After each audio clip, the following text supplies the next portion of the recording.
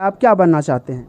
मैं आगे चलकर आईएएस ऑफिसर बनना चाहती हूँ। आईएएस बनके मैं पूरे देश की सेवा करना चाहती हूँ और अपना ये क्षेत्र को आगे बढ़ाना चाहती हूँ। इस गांव में अभी तक किसी ने भी आईएएस या आईपीएस ना बना है और मुझे ये इससे इस क्षेत्र को सब पीछे कहते हैं, पिछड़ा कहते हैं, क्योंकि यहाँ पर कुछ बहुत चीज़ों की असुविधा है। इसलिए मैं यह चाहती हूँ इस क्षेत्र में मैं आईएएस बनके इस क्षेत्र को और भी डेवलप करूँ, जिससे कि ये क्षेत्र आगे चल के और भी विकसित हो। जैसे कि अभी आपकी बेटी स्वीटी बता रही हैं कि हम आईएएस बनेंगे आगे चल के, तो क्या आपकी क्या राय है? बन जाएगी। क्या आप इनको सहयोग करना चाहेंगे? हाँ सर।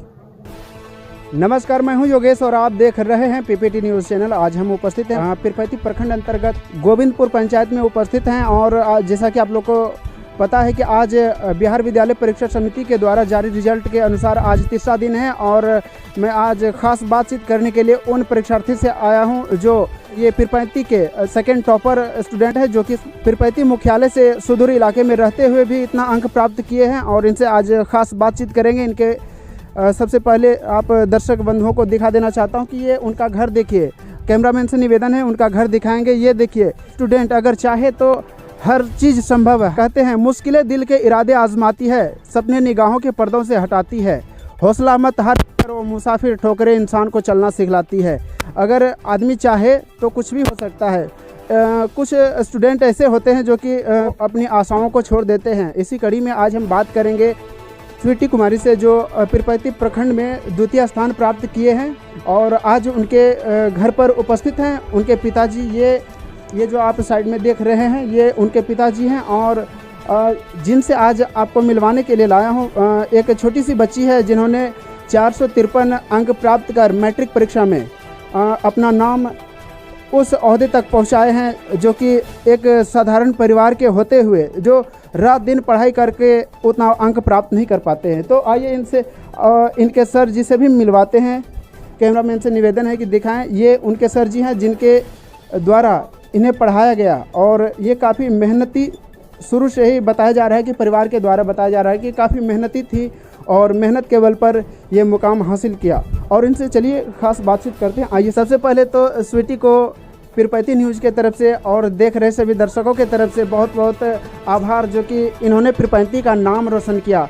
स्वीटी, आप ये बताइए कि इतना अंक प्राप्त करके आपको कैसा लग रहा है? मुझे बहुत खुशी हो रही है कि मैंने अपनी मेहनत और सर लोगों के सहयोग से और माता शारदे की कृपा से मैंने और मेरे माता पिता के सहयोग से, मेरे भाई बहनों के सहयोग से मैंने इतने अंक प्राप्त किए, जिससे मुझे बहुत ही खुशी हो रही है। जी, स्वीटी जी से बात करेंगे। सबसे पहले उनके सर जी से बात करते हैं कि किस तरीके से इन्होंने उन्हें शिक्षा दिए हैं। सर, ये बताइए कि आप किस तरीके से अपने स्टूडेंट को पढ़ाते हैं और ये सोचनीय बात है कि पीरपैंती में एक अलग पहचान बनाना, किस तरीके से बच्चे को हैंडल करते हैं? सबसे पहले तो मेरी यह ख्वाहिश रहती है कि बच्चे जो है हर मायने में प्रोग्रेस करे, हर विषय में उसको जो अच्छी पकड़ हो। मेरी यही चाहत रहती है कि बच्चा ज़्यादा से ज़्यादा डेवलप करे और जो बच्चे लगनशील होते हैं उनको मैं थोड़ा सा विशेष समय दे करके भी और उनको आगे बढ़ाने का प्रयास करता हूँ। जी, आपको कब लगा कि ये बच्ची टॉप कर सकती है?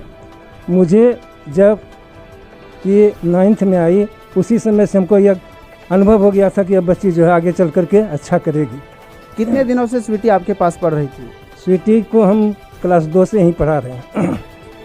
अच्छा, चलिए बहुत बहुत धन्यवाद सर, इतने लंबे समय तक आपने स्वीटी को साथ दिया। चलिए अब स्वीटी से बात करते हैं। स्वीटी, आप ये बताइए कि आप पीरपैंती को अलग पहचान दिलवाएं, अब आपकी क्या इच्छा है, आप क्या बनना चाहते हैं? मैं आगे चलकर आईएएस ऑफिसर बनना चाहती हूँ। आईएएस बनके मैं पूरे देश की सेवा करना चाहती हूँ और अपना ये क्षेत्र को आगे बढ़ाना चाहती हूँ। इस गांव में अभी तक किसी ने भी आईएएस या आईपीएस ना बना है और इस क्षेत्र को सब पीछे कहते हैं, पिछड़ा कहते हैं, क्योंकि यहाँ पर कुछ बहुत चीज़ों की असुविधा है। इसलिए मैं यह चाहती हूँ इस क्षेत्र में मैं आईएएस बनके इस क्षेत्र को और भी डेवलप करूँ, जिससे कि ये क्षेत्र आगे चल के और भी विकसित हो। आपके पिताजी सक्षम हैं?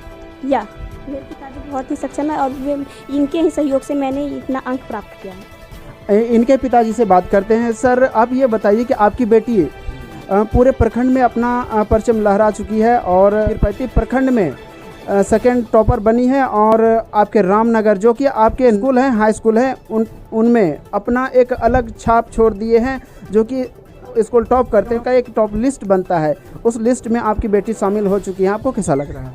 बहुत अच्छा लग रहा है। जैसे कि अभी आपकी बेटी स्वीटी बता रही हैं कि हम आईएएस बनेंगे आगे चल के, तो क्या आपकी क्या राय है? बन जाएगी। क्या आप इनको सहयोग करना चाहेंगे? हाँ सर। तो इसके पीछे आईएएस बनने में जो खर्च लगता है उसको आप किस तरीके से करेंगे? अरे जैसे कर रहे हैं सर उसी में पुरा सकते हैं। ऐसे आप करते क्या हैं? हम तो एक दिहाड़ी करते हैं सर। हाँ। ये देखिए, एक किसान होकर, एक दूध बेचकर अपनी बेटी को आईएएस बनाने का सपना पूरा करने का एक हौसला दे रहे हैं बेटी को। कुछ भी हो जाए अपनी बेटी को आईएएस बनाएंगे। पिता हो तो इनके जैसे और बेटी हो तो इनके जैसे।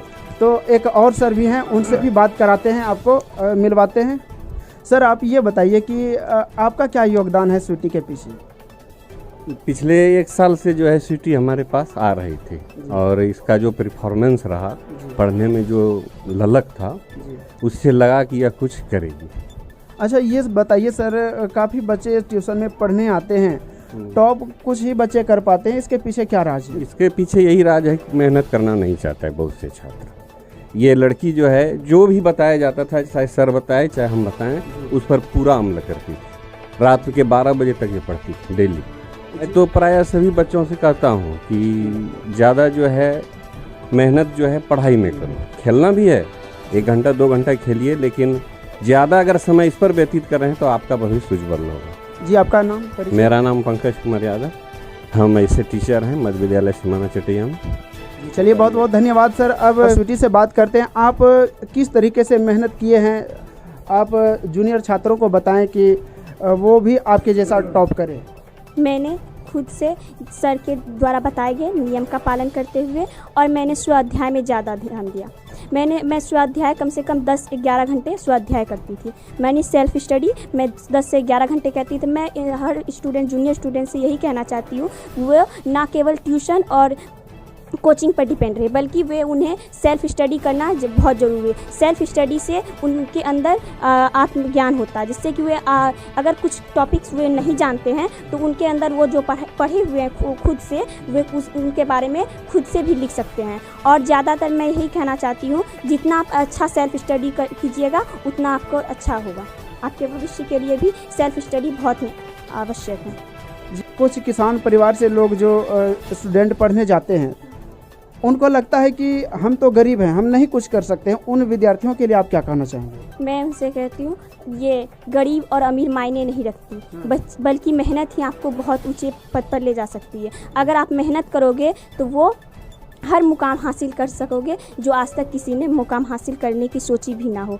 हम तो सबसे यही कहना चाहते हैं कि मेहनत सिर्फ आप अब मेहनत पे भरोसा कीजिए, किसी और पे नहीं। गांव कस्बे से होकर इतने बड़े ओहदे तक पहुंचकर अपना नाम, केवल गांव का नाम नहीं बल्कि प्रखंड का नाम रोशन किए हैं। और इनके द्वारा जो बताया जा रहा है कि हम आगे चल के आईएएस बनेंगे और देश का सेवा करेंगे। लड़की होकर देश सेवा में अपना समय बिताना चाहती हैं। और भी कुछ कहना चाहेंगे छात्राओं के लिए, खास करके आप बात करें, क्योंकि आप एक छात्रा हैं और मिडिल फैमिली से हैं, आप उनके बारे में बताएं।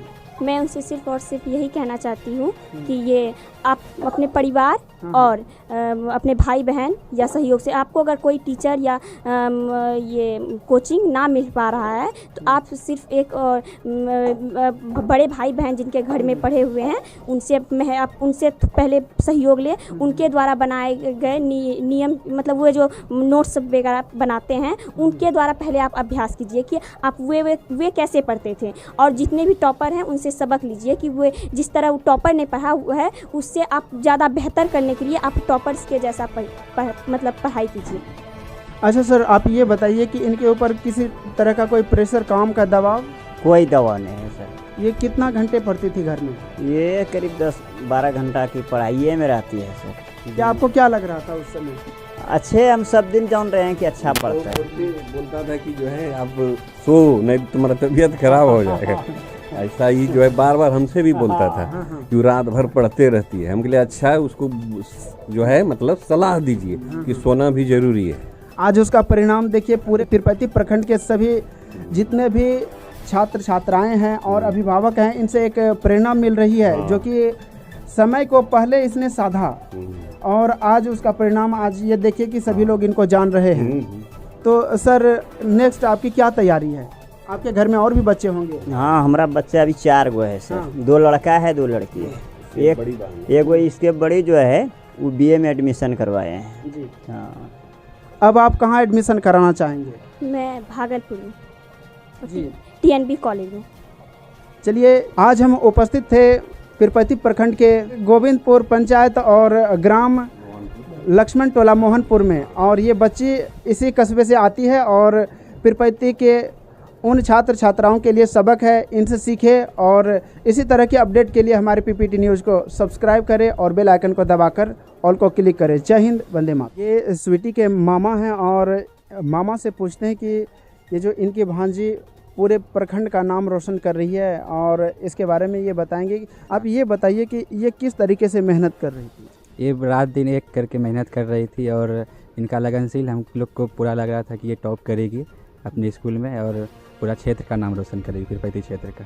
जी, गांव घर के बच्चे लोग काफ़ी पढ़ने में पीछे हैं, बहुत पीछे हैं। जैसे कि अब बिहार की शिक्षा व्यवस्था जो है आप देख रहे हैं, आपकी भांजी जो है इतना अंक प्राप्त करके नाम रोशन किया, आपको कैसा महसूस है? मुझे बहुत खुशी हो रही है और मैं सभी गरीब बच्चों से कहना चाहूँगा कि अपने पढ़ाई पे ज़्यादा ध्यान दें और खेल कूद भी करें, लेकिन ज़्यादा पढ़ाई पे ध्यान दें, क्योंकि ये मतलब सुदूर क्षेत्र पाए जाते हैं हम लोग का। और हम सबसे यही गुजारिश करना चाहते हैं कि सब आगे बढ़े और अपना पढ़ाई पे ज़्यादा ध्यान दें।